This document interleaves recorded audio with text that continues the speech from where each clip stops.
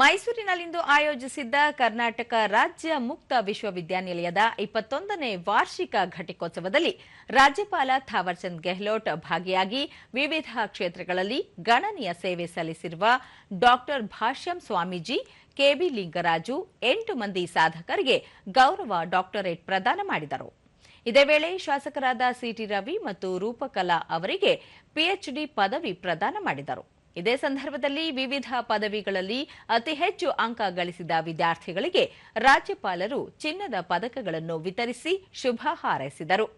ಈ ವೇಳೆ ವಿಶ್ವವಿದ್ಯಾಲಯದ ಕುಲಪತಿ ಪ್ರೊಫೆಸರ್ ಶರಣಪ್ಪ ವಿ ಹಲಸೆ, ಕುಲಸಚಿವರಾದ ಡಾ ಸಿಎಸ್ ಅನಂತಕುಮಾರ್, ಪ್ರೊಫೆಸರ್ ನವೀನ್ ಕುಮಾರ್ ಸೇರಿದಂತೆ ಹಲವು ಗಣ್ಯರು ಉಪಸ್ಥಿತರಿದ್ದರು.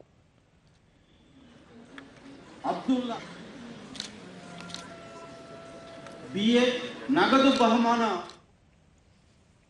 ಬಳಿಕ ಥಾವರ್ಚಂದ್ ಗೆಹ್ಲೋಟ್ ಶಿಕ್ಷಣ ಮತ್ತು ಜ್ಞಾನವನ್ನು ವೈಯಕ್ತಿಕ ಸಾಧನೆಗೆ ಮಾತ್ರವಲ್ಲದೆ ರಾಷ್ಟ್ರ ಮತ್ತು ಸಮಾಜದ ಕಲ್ಯಾಣಕ್ಕಾಗಿಯೂ ಬಳಸಬೇಕಾಗಿದೆ. ಸ್ವಾವಲಂಬಿ ಮತ್ತು ಅಭಿವೃದ್ಧಿ ಹೊಂದಿದ ಭಾರತ ನಿರ್ಮಾಣಕ್ಕೆ ಶಿಕ್ಷಣವೇ ಶಕ್ತಿ ಎಂದು ಹೇಳಿದರು.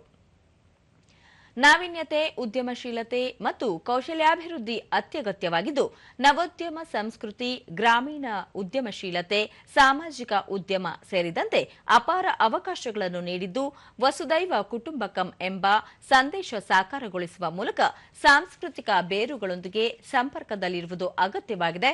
ದೂರ ಶಿಕ್ಷಣ ವ್ಯವಸ್ಥೆ ಡಿಜಿಟಲ್ ವೇದಿಕೆಗಳ ಮೂಲಕ ಹೆಚ್ಚು ಪರಿಣಾಮಕಾರಿಯಾಗುತ್ತಿದೆ ಎಂದು ತಿಳಿಸಿದರು. जड़ों से जुड़े रहना अत्यंत आवश्यक है। दूरस्थ शिक्षा प्रणाली के माध्यम से और अधिक प्रभावी हो रही है। इस दिशा में वाइस चांसलर श्री हलसे जी एवं उनकी टीम द्वारा प्रशंसनीय कार्य किया जा रहा है। इसके लिए मैं उनको और उनकी टीम को बधाई एवं शुभकामनाएं देता हूं।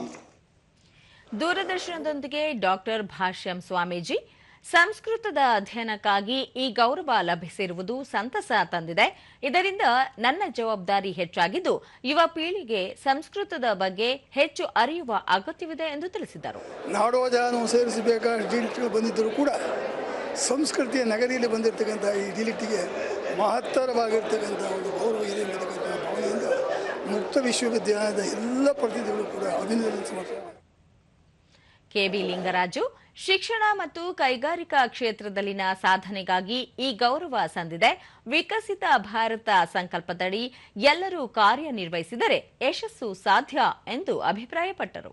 ಕೈಗಾರಿಕೆಗಳು ಸ್ಥಾಪಿಸಬೇಕು ಮತ್ತು ವಾಣಿಜ್ಯೋದ್ಯಮದಲ್ಲಿ ಮುಂದೆ ಬಂದು ದೇಶದ ಪ್ರಗತಿಗೆ, ಜಿಎಸ್ಟಿ ಪ್ರಗತಿಗೆ ಎಲ್ಲದಕ್ಕೂ ಒಂದು ಮುಂದುವರಿಬೇಕು ಅಂತ ಅನ್ಕೊಂಡು ಈ ಮೂಲಕ ಕೇಳ್ತೇನೆ. ಎಲ್ಲರೂ ಆ ಒಂದು ಸ್ಫೂರ್ತಿದಾಯಕವಾಗಿ ದೇಶದ ಏಳಿಗೆಗಾಗಿ ಶ್ರಮಿಸಬೇಕು ಅಂತ ಈ ಮೂಲಕ ಕೇಳ್ಕೊಳ್ತಾರೆ.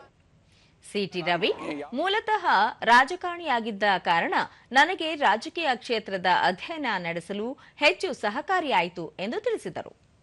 ಅಧ್ಯಯನ ಮಾಡಿ ಥೀಸಿಸ್ ಸಬ್ಮಿಟ್ ಮಾಡಿದ್ದೆ, ಅದಕ್ಕೆ ಡಾಕ್ಟರೇಟ್ ಸಿಕ್ಕಿದೆ. ಕಲಿಯೋದಕ್ಕೆ ಗವರ್ನರ್ ಅಡ್ರೆಸ್ನಲ್ಲೇ ಹೇಳಿದರು, ಅದಕ್ಕೆ ಅಂತಸ್ತು ಅಡ್ಡಿ ಬರೋದಿಲ್ಲ, ವಯಸ್ಸು ಅಡ್ಡಿ ಬರೋದಿಲ್ಲ, ಸ್ಥಾನಮಾನಗಳು ಅಡ್ಡಿ ಬರೋದಿಲ್ಲ. ಕಲಿಬೇಕು ಅನ್ನುವಂಥ ಇಚ್ಛಾಶಕ್ತಿ ಇದ್ದರೆ ಯಾವಾಗ ಬೇಕಾದರೂ ಏನೊಂದು ಬೇಕಾದರೂ ಕಲಿಬಹುದು.